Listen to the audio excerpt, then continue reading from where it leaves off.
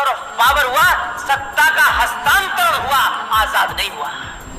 और क्योंकि 15 अगस्त 1947 को भारत आजाद नहीं हुआ, 15 अगस्त 1947 को भारत में ट्रांसफर ऑफ पावर हुआ, सत्ता का हस्तांतरण हुआ, आजाद नहीं हुआ। लिहाजा वो मानसिकता आज भी है हमारे नेताओं में। एक राज्य है, उनका नाम मैंने सुना कि वो सुशासन बाबू कहलाते हैं। उस राज्य ने कमाल का काम किया, क्योंकि हमारी राज्य करने की प्रवृत्ति, सोच और अप्रोच वही थी। लिहाजा हमने उस बातों को खत्म नहीं किया, बल्कि उनको और आगे बढ़ाया। तो ये बिहार में पता चला पहली बार कि ये दलित है और ये महादलित है, जिन्हें कौन से इंची टेप से नाप रहे हैं कि ये दलित और ये महा है। महा कौन सा होता है? यानी जो दलित है वो पैंट शर्ट पहने हुआ है, और जो महादलित है वो बगैर पैंट के खड़ा हुआ है।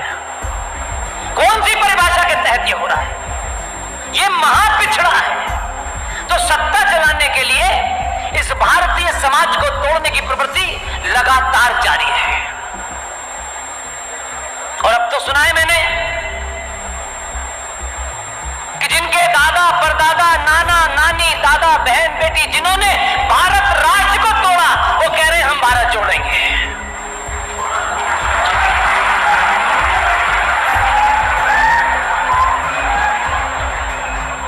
जिन्होंने भारत की तथाकथित आजादी के बावजूद भी 21 लाख लोगों की लाश में यह भारत मिला हमें, उन 21 लाख लोगों के हत्या के बाद जो भारत हमें मिला भी, लेकिन निजी संबंध राष्ट्र ज्यादा बड़े थे, निजी स्वार्थ राष्ट्र ज्यादा बड़े थे। 1947 के बाद जो भारत आपके पास था, उस भारत में एक महत्वपूर्ण राज्य है जम्मू कश्मीर। क्योंकि मैंने सुना है कि कुछ उनका एक्सटेंडेड फैमिली कश्मीर में था, इसलिए उन्होंने भारत की धरती पर जिन कारणों से पाकिस्तान बना, उन्हीं कारणों को आगे बढ़ाते हुए उन्होंने भारत की धरती पे जम्मू कश्मीर में एक संवैधानिक तौर पर एक इंडिपेंडेंट स्टेट पैदा कर दी। अब मैं नहीं जानता कि शेख अब्दुल्ला से उनके कौन से संबंध थे, लेकिन यह हुआ हमारे यहां। लेकिन हम सब लोग आजादी का जश्न, किसी को रिजर्वेशन मिल गया है, किसी को ओबीसी कैटेगरी में मिल गया है, कोई कहता है इस पटेल को दे दो, उस पटेल को मत दो।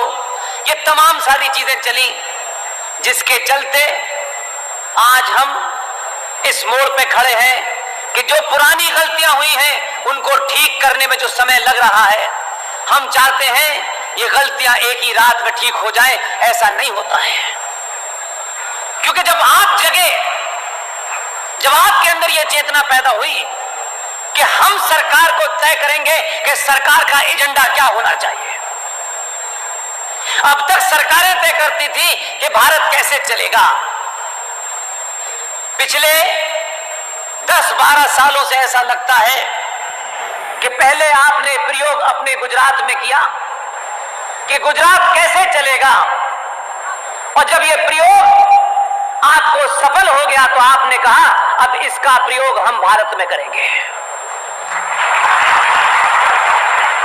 आसान नहीं होता है। कोई अपना एक पेन भी दे देता है तो सर पे खड़ा रहता है ये सोच के कि पता नहीं पेन लेके चला जाएगा।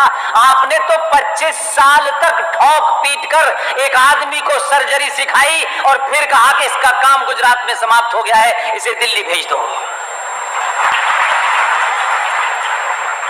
यही कारण है कि जिनके बाप दादाओं ने भारत की धरती के ऊपर एक इस्लामिक राज्य स्थापित किया, उसका संविधान भी अलग था। वो भारत के पैसे पे पलता था, लेकिन उसकी बोली, उसका चलना उठना बैठना भारत के शत्रुओं के साथ मिला हुआ था। इसलिए आप अपने मैनिफेस्टो में क्या लिखते हैं ये महत्व नहीं होता। अगर आप राजनीतिक स्वार्थ के विद्यार्थी हैं तो आज भारत के देश के सनातनी हिंदू तय कर रहे हैं कि सरकार किस मुद्दे को पहले उठाए, क्योंकि ये मुद्दा राष्ट्र बचाने का है। ये पहले कभी नहीं हुआ। इसलिए आपको लगता है, बहुत लोगों को जो गुजरातियों को नहीं जानते हैं, ये मीठा खाते हैं, इनके यहां के खाने के नाम मीठा होने के बाद भी जब खाकड़ा बोलते हैं तो लगता है कोई मिसाइल का नाम है। उसके बावजूद भी गुजरातियों को लोग सीरियसली नहीं लेते। ये बिजनेस करते हैं, ये डरपोक लोग हैं, ये पैसा कमाते हैं, लेकिन 2014 के बाद उन्हें पता चला ये कुछ और भी करते हैं।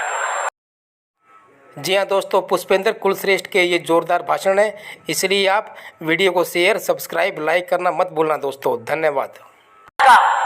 जरूर सॉल्व किया, लेकिन फिर मैं ये कह रहा हूं कि जिन लोगों ने अंग्रेजों द्वारा बनाई व्यवस्था के तहत ये सरकारी बाबू जो भारत की एडमिनिस्ट्रेटिव सर्विस के अंदर अलग अलग रूपों में थे, किसी ने वीआरएस लिया, किसी ने छोड़ा, और उनको लगा कि हम बाबू क्यों बने, हम तो सीधे तौर पे सत्ता का सुख लेंगे। तो कुछ लोग जिन्होंने झूठ बोलकर जैसे अंग्रेज भारत में यहां आए, उसी तौर के उन्होंने इस भारत के अंदर इस भोली भाली जनता को रामलीला मैदान में नौटंकी की और कहा कि हम भ्रष्टाचार को समाप्त कर देंगे। खूब दावे किए उन्होंने, लेकिन अब पता चल रहा है कि भ्रष्टाचार में सबसे आगे वही खड़े हैं। इसलिए कहना और करना दो अलग अलग बातें होती हैं। मुझे पता नहीं कि कैसे ये गलती हो रही है। आपके बारे में इतनी चर्चा है, दुनिया में चर्चा है, पूरी दुनिया आपके आदमी को किस नजर से देखती है। सुना है मैंने, एक वक्त खाना खाता है, एक वक्त खाता ही नहीं है। लेकिन फिर भी आज भी समय है आपके पास। अगर कुछ लोग, कुछ गुजराती, उनको लगता है कि अगर हम फिर 2 रुपए किलो चावल और 1 महीने की बिजली में बिक सकते हैं, तो मुझे लगता है गुजरातियों के लिए सबसे शर्म की बात है।